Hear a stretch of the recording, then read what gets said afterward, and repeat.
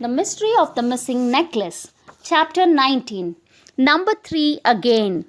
Fatty went straight to Pip's. He felt sure he would find the rest of the find-outers there waiting for him. They were outside the summer house, making Larry tell them over and over again all that had happened. "Here is Fatty," cried Betts. "What did the inspector say, Fatty? Wasn't he angry with Mr. Goon for leaving you in that cupboard?" "He wasn't very pleased with him. At least he didn't sound very pleased," said Fatty. "He didn't sound very pleased with me either. Seemed to think I shouldn't have got so mixed up in this mystery. But how could I keep out of it?" "I expect he thought it was dangerous," said Betts, "and so it was, last night. Oh, Fatty, I knew you were in danger. I really, really did." "Good old Betts," said Fatty, giving her a hug. "I'm jolly glad you had one of your funny feelings about me. If you hadn't sent Pip to Larry, and Larry hadn't come along to the waxworks hall, goodness knows how long I would have been shut up in that cupboard. By the way, the mystery is still not quite ended." Everyone sat up at once. "What do you mean?" said Daisy. Fatty explained about the missing pearls and number 3. "The inspector thinks that number 5, who escaped with the pearls last night, had time to put them in some safe place before you was caught this morning. He'll probably try and get a message to number 3, the gang member who wasn't there last night and so is still at large, until number 3 gets that message about the pearls and finds them. Anyone might find them, and it's up to us to do it." "I see," said Larry slowly. "But how in the world can anyone find them if they don't even know where to look? It's impossible." "Nothing's impossible to a really good detective," said Fatty. "I agree that it's a very difficult mystery to solve, but I think if only we can get hold of number 3 somehow and shadow him, he might lead us to the necklace."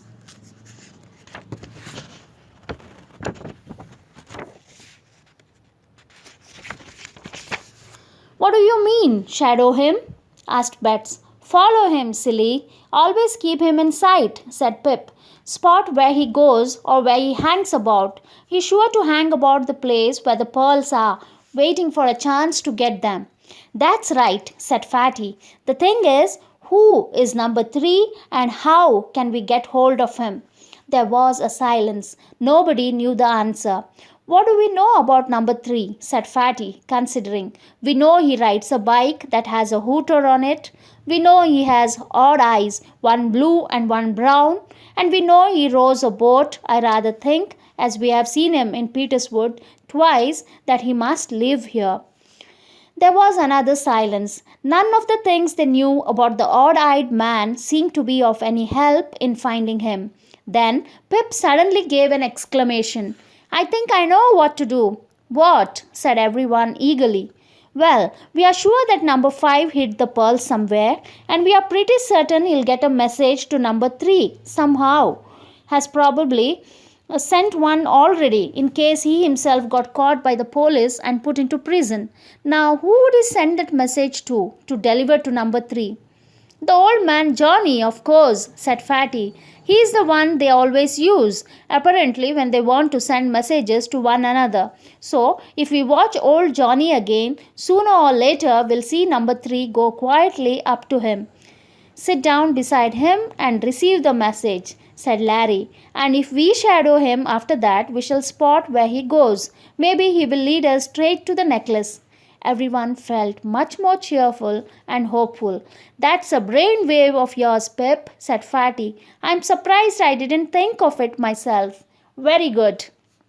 All the find-outers loved a word of praise from their leader. Pip went quite red with pleasure. "I suppose that means we must go and sit in that smelly little lemonade shop again," said Daisy. Fatty considered. "Only one of us had better shadow number 3 closely," he said. "If he sees 5 of us tailing him, he's bound to get a bit suspicious.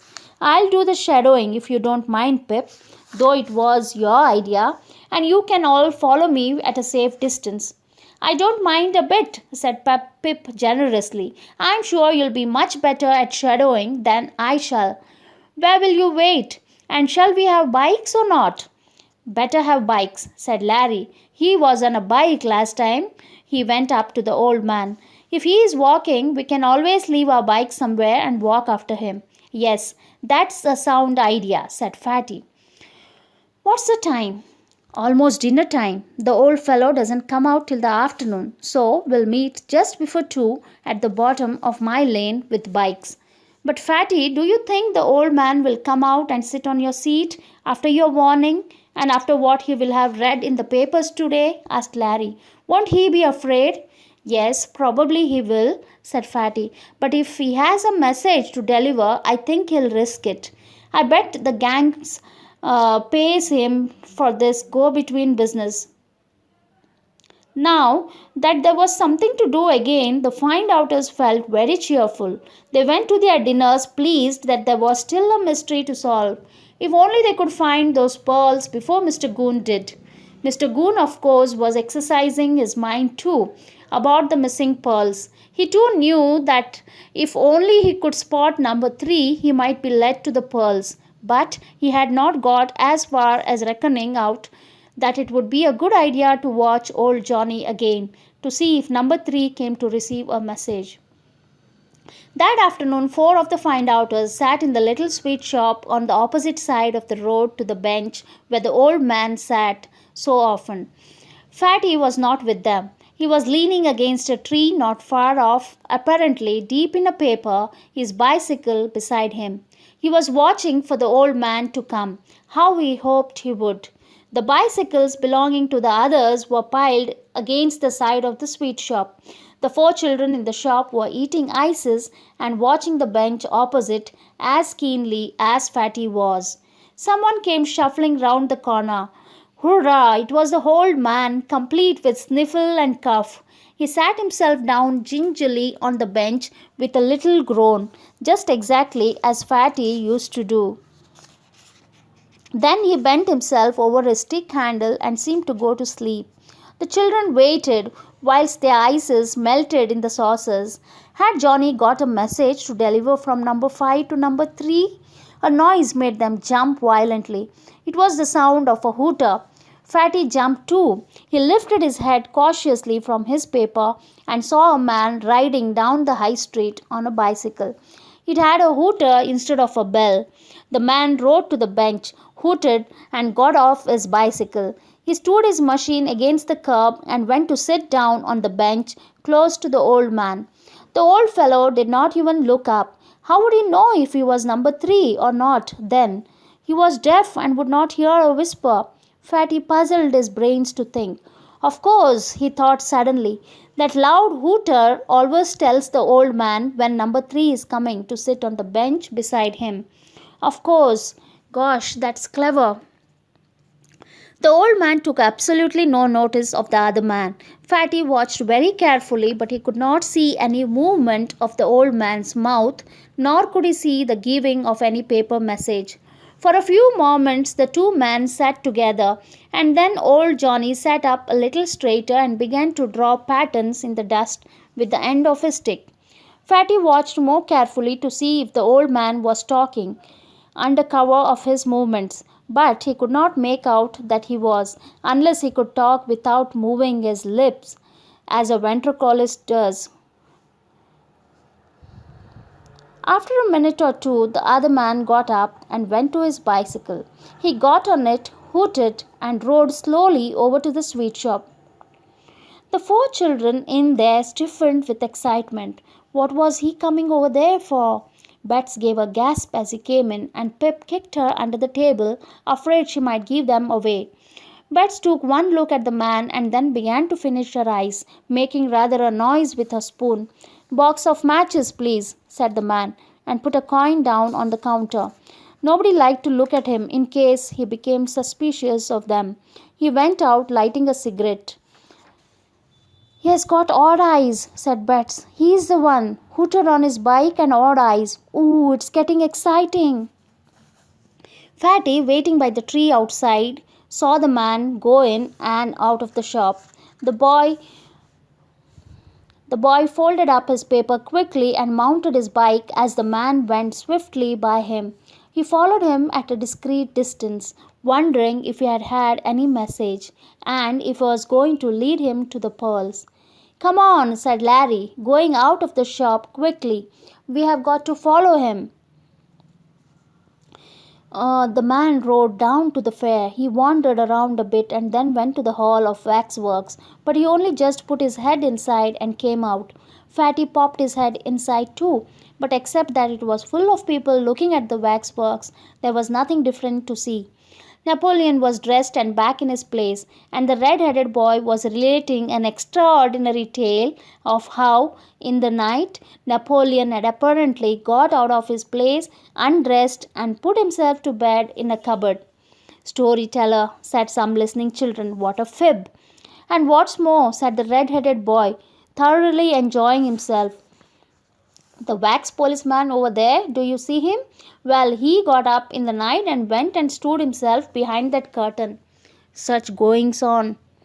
Fatty longed to hear more of this, but the man he was following had gone, and Fatty had to go too, or lose him. The man had put his bicycle beside the hedge and padlocked the back wheel, so Fatty knew he meant to stay around for a while. The other find-outers came up and Fatty winked at them. "Looks as if we are going to spend an hour or two in the fair," he said. The man wandered about most aimlessly. He didn't even have a ride on the roundabout, or try for a hoopla gift, or go in a bumper car. He just trailed about. Every now and then he passed the waxworks hall and looked inside, but he didn't go in at all. Fatty wondered if he was waiting for somebody to meet him there. "I don't believe he knows where the pearls are," thought Fatty, "or surely he would go straight to them. My word, what a crowd there is at the fair today." The man evidently thought the same. He asked a question about it of the man at the hoopla stall. "Quite a crowd today. What's up?" "Oh, it's a trip from Sheepsale, a kind of outing," said the man. "They're going at 4 o'clock, then the place will empty a bit. Good trade for us, though." The man nodded. Then he made his way through the crowd to his bicycle and unpadlocked it. Fatty followed him. It was clear that the man couldn't do whatever he wanted to do because the place was too crowded. Probably he would be coming back. It was up to Fatty to follow him. He would leave the others down in the fair because he was sure that he and the man would be back there sooner or later, when the trippers had gone. He had time to give a quick message to Larry, then off he went over the level crossing on his bicycle, following the man as closely as he dared. Round the corner they went, the man hooting with his little hooter, "Prap, prap." And round the corner on his bicycle came Mr. Goon. The two almost collided. Mr. Goon, who had heard the hooter, glued his eyes on the man at once.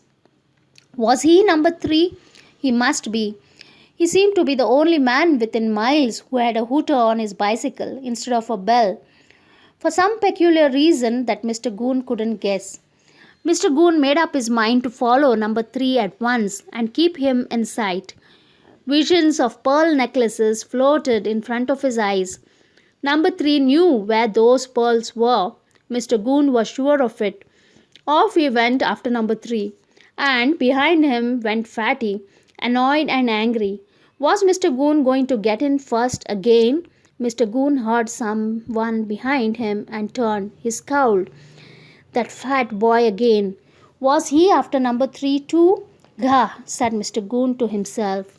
The interfering toad.